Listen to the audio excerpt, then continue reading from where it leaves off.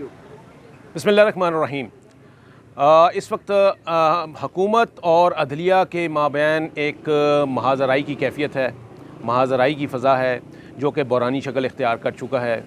जब से इलेक्शन का मामला जो है वो सुप्रीम कोर्ट में आया है और अब जबकि कल गुज़िश्ता रोज़ उसका फ़ैसला भी आ गया, लेकिन इलेक्शन के सुप्रीम कोर्ट में आने से लेकर अब तक की जो सूरत हाल है वो इंतहाई जिसे कहते हैं ना, तशवीशनाक है, बहरान आमेज़ है और ख़तरनाक है। मुल्क की मईशत के लिए, मुल्क की सलामती के लिए, मुल्क की बका के लिए, रियासती इदारों के लिए, इंसाफ का जो निज़ाम है, फ़राहमी इंसाफ का जो निज़ाम है, उसके लिए जो है ये ख़तरनाक हद तक तशवीशनाक है। और मैं ये बताता चलूँ कि उसकी वजह यह है कि जब भी हुकूमत और अदलिया ये आमने सामने आते हैं तो इसमें नुकसान जो है वो इदारों का बाद में होता है। पहले मुल्क का नुकसान होता है और कौम का नुकसान होता है, रियासत का नुकसान होता है। ये इसी किस्म की फ़ज़ा जो है वो इस वक्त चल रही है। यानी आप अंदाज़ा कीजिए कि जजेस को, जुडिशरी को प्रोटेक्शन हासिल होती है आइन के तहत, कानून के तहत, कि उनके ख़िलाफ़ आप बयानबाजी नहीं कर सकते। यहाँ तक कि कोई सब्जुडिस मैटर हो तो उसके ऊपर क़यास आराई या कोई उसके ऊपर कमेंट आप नहीं कर सकते, इसलिए कि ये कहा जाता है कि ये केस ज़ेर समाअत है। लेकिन हमने देखा कि इलेक्शन केस जब आया सुप्रीम कोर्ट में तो एक उसी दिन से लेके अब तक, यानी एक मामला शुरू कहाँ से हुआ कि पाकिस्तान मुस्लिम लीग नवाज़ की जो रहनुमा हैं, चीफ़ ऑर्गेनाइज़र मरीम नवाज़, उन्होंने सबसे पहले इस मामले को वो पब्लिक डोमेन में लेके गई। उन्होंने एक जलसा आम में कुछ जजेस की, कुछ जर्नैलों की मुतनाज़ा तस्वीर जो हैं वो वहाँ पर दिखाई। उनको, यानी उन जज साहिबान को मुतनाज़ा करके पेश किया गया कि ये वो लोग हैं जो कि मुतनाज़ा हैं और इनको अदलिया में नहीं होना चाहिए, ये हमारे ख़िलाफ़ हैं और ये सहूलतकार हैं हमारे मुखालिफिन के, जिनमें से जस्टिस एजाज़ुल एहसन और जस्टिस मज़ाहिर अकबर अली नकवी की तस्वीर भी शामिल थीं जो कि इस वक्त मौजूद हैं। उसमें कुछ साबिक चीफ़ जस्टिस भी थे, खोसा साहब की भी तस्वीर थी। लेकिन ये दो जज साहिबान ऐसे थे जो इस वक्त सुप्रीम कोर्ट के जज हैं और जस्टिस एजाज़ुल एहसन जो हैं वो इस वक्त सीनियर नंबर 3 रैंकिंग पे हैं, क्योंकि अगले साल उन्होंने चीफ़ जस्टिस ऑफ पाकिस्तान का ओहदा संभालना है। तो आप सोच सकते हैं कि चीफ़ जस्टिस ऑफ पाकिस्तान जो बनने जा रहा हो उसके लिए अवामी जलसे में उसकी तस्वीर जो है वो मुल्ज़मान के तौर पर जो है वो पेश की जाए, मुल्ज़मान की फ़हरिस्त में पेश की जाए। तो आप सोच सकते हैं कि ये मुहाज़राई की जो कैफियत है ये कहाँ तक पहुँची हुई होगी।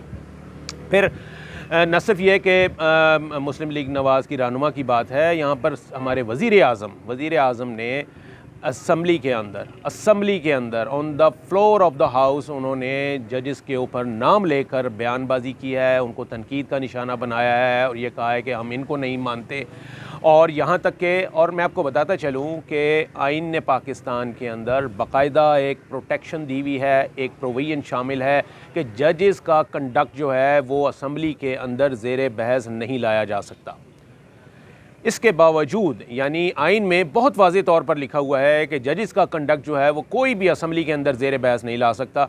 लेकिन शहबाज शरीफ ने ज़ेर बहस किया, उनको अपनी तकरीर में बाकायदा तनकीद का निशाना बनाया और ये कहा कि ये जज जो हैं ये हमारे मुखालफिन हैं और ये इनको, यानी कि कंडक्ट किया, ये तो इनको नाअहल करार देने की उन्होंने बात की। उन्होंने रेफरेंस लाने की बात की कि इन जजेस के ख़िलाफ़ जो है वो रेफरेंस आना चाहिए और नाम लिया उन्होंने, जस्टिस एजाज़ुल एहसन का नाम लिया कि उन जैसे जज जो हैं वो भी बैठ के हमारा मुकदमा, यानी इलेक्शन का मुकदमा जो है वो सुन रहे हैं। अब अगर यहाँ पर इफ्तिखार चौधरी जैसे कोई चीफ़ जस्टिस होते या वो माहौल होता जो उस वक्त इफ्तिखार मोहम्मद चौधरी को अवेलेबल था, तो मेरा ये ख्याल है कि अगले दिन सुबह जो है वो शहबाज शरीफ जो है वो कंटेम्प्ट ऑफ कोर्ट की प्रोसीडिंग में उसको नोटिस लिया हुआ होता चीफ़ जस्टिस ने, और ये तौहीन अदालत का मुकदमा फ़ेस करने के लिए शहबाज शरीफ जो है वो सुप्रीम कोर्ट के कटहरे में अगले दिन सुबह खड़े हुए होते, क्योंकि ये बिल्कुल एग्जैक्टली एक केस है। लेकिन बात वही है कि ना यहाँ पर जज साहिबान जो है मेरा ख्याल है उन्होंने एहतराज़ का मुज़ाहरा किया है। उनको उस वक्त वो माहौल भी दस्तयाब नहीं है जो इफ्तिखार मोहम्मद चौधरी को था। उनको अपने साथी जज साहिबान से भी वो सपोर्ट हासिल नहीं है जो कि इफ्तिखार मोहम्मद चौधरी के दौर में हासिल थी, क्योंकि उस वक्त तमाम फ़ैसले यानी अगर 16 जज भी बैठे हुए होते थे तो 16 के 16 जज जो है ना विदाउट एनी डिसेंटिंग वॉइस वो जो है ना कंसेंसस के साथ फ़ैसले जो है वो सादर किया करते थे। कोई इख्तलाफी नोट जो है वो नहीं आया करता था। तो ये इस वक्त वो वाला माहौल नहीं है। अदलिया में एक वाज़ेह तफरीक है और मैं पहले भी कहता हूँ कि ये हुकूमत वर्सेस जजेज़ मामला नहीं है, सिर्फ हुकूमत वर्सेस जजेज़ मामला नहीं है, बल्कि ये जजेज़ वर्सेस जजेज़ मामला है, क्योंकि इसमें अदलिया जो है वो पोलराइज्ड है, डिवीज़न का शिकार हुई हुई है और बस साफ नज़र आ रहा होता है कि ये जजेस जो हैं ये इस साइड को ये राइटिस्ट हैं, ये लेफ्टिस्ट हैं, ये प्रो इस्टेब्लिशमेंट हैं, ये एंटी इस्टेब्लिशमेंट हैं और ये इस फरीक के साथ हैं, ये इस फरीक के साथ हैं, ये प्रो इमरान खान हैं, ये एंटी इमरान खान हैं। तो ये तफरीक जो है वो वाज़ेह है और यही वजह है कि जो चीफ़ जस्टिस है वो भी अपना इख्तियार जो है वो उस तरीके से इस्तेमाल नहीं कर पा रहे। यहाँ पर बात हुई थी कि हुकूमत जो है वो उन्होंने काबीना का सहारा लेती है, वो काबीना का इजलास बुलाते हैं, एक इजलास बुलाते हैं, उसमें वो कहते हैं कि हमने सुप्रीम कोर्ट के फ़ैसले को रद्द कर दिया है।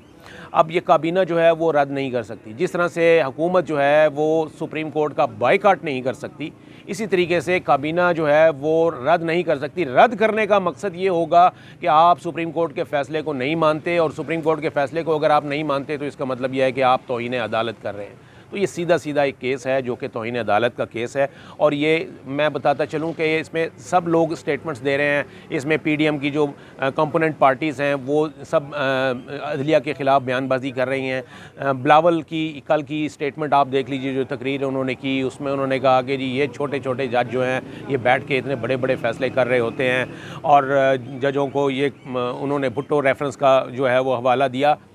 यानी कि हर तरफ से तनकीद हो रही है जुडिशरी के ऊपर, लेकिन एक बात मैं वाज़ा करता चलूँ कि जब हुकूमत की जानिब से या हुकूमत के ऊपर तौहीन अदालत का इल्ज़ाम आएगा तो उसमें जो है वो सरबराह हुकूमत जो होते हैं उनको कटहरे में आना पड़ेगा और वो सरबराह हुकूमत जो हैं वज़ीर-ए-आज़म शहबाज शरीफ साहब हैं।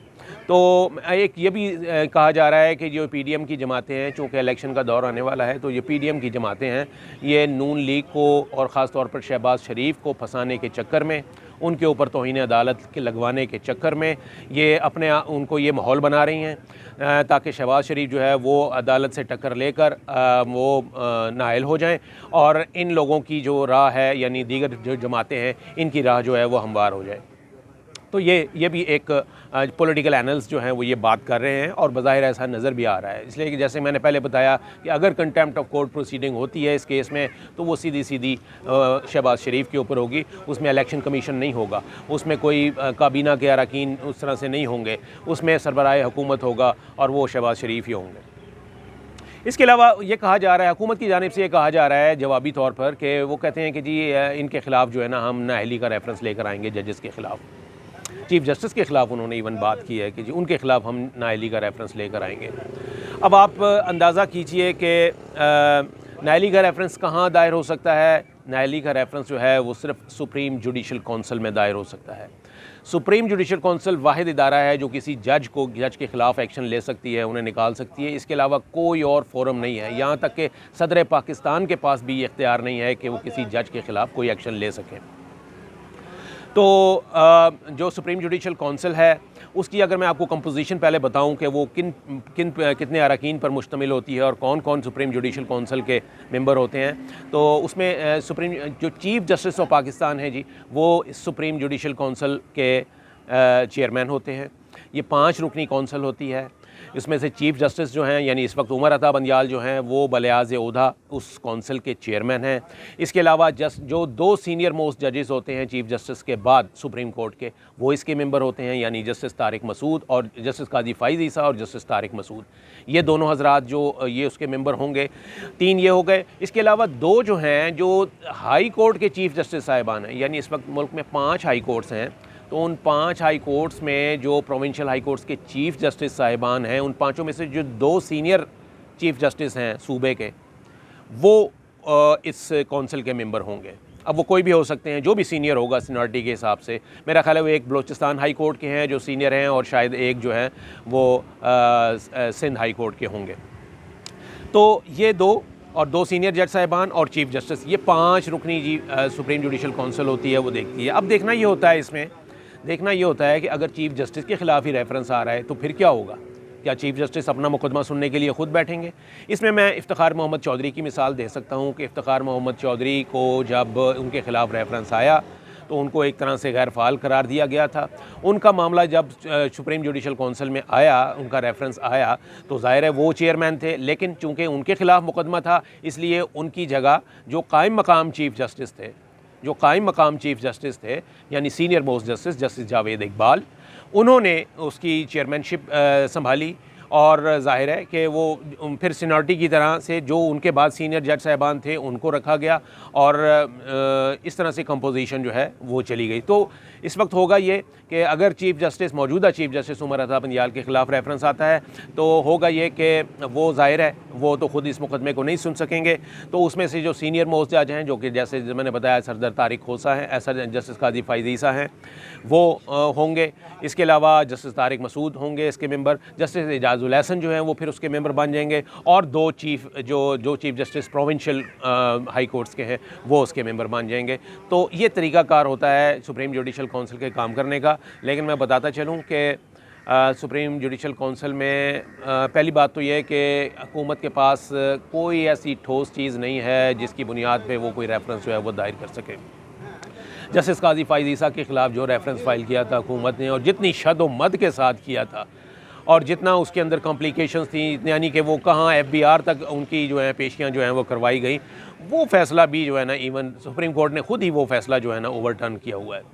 तो बहुत मुश्किल होता है, बहुत मुश्किल होता है। ये फ़ैसला इतना आसान नहीं होता। ये फ़ैसला आसान सिर्फ उसी सूरत में हो जाता है जब कोई बैरूनी क़ुव्वत जो है वो ये चाहती हो, किसी जज की नाअहली चाहती हो। उसमें मैं मिसाल दे सकता हूँ जस्टिस शौकत अज़ीज़ सिद्दीकी, जो कि सीनियर मोस्ट जज थे इस्लामाबाद हाई कोर्ट के।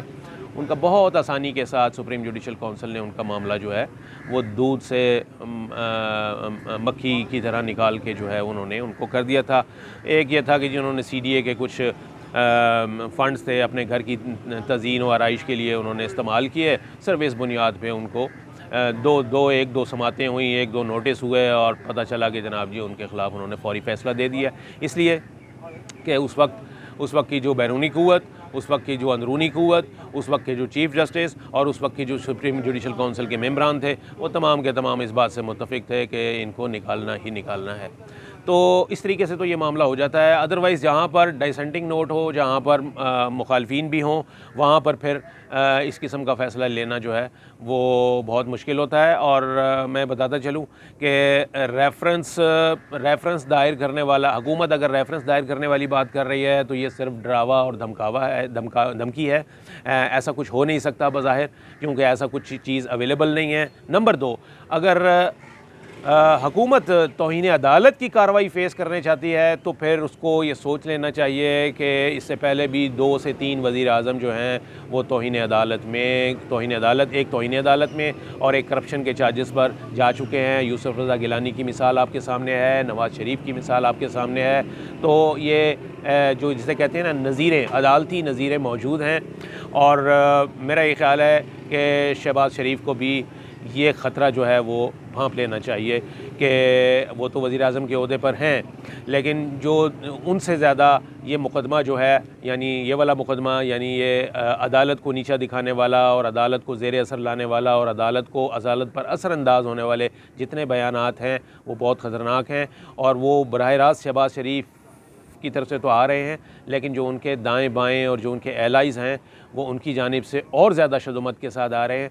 तो इसका क्या मकसद हो सकता है, कार्रवाई कौन फेस करेगा, और ये जो हुकूमत मिली हुई है शहबाज शरीफ को, इसके लिए इसके ऊपर किस किस की नज़रें हैं, ये शहबाज शरीफ को सोचना चाहिए।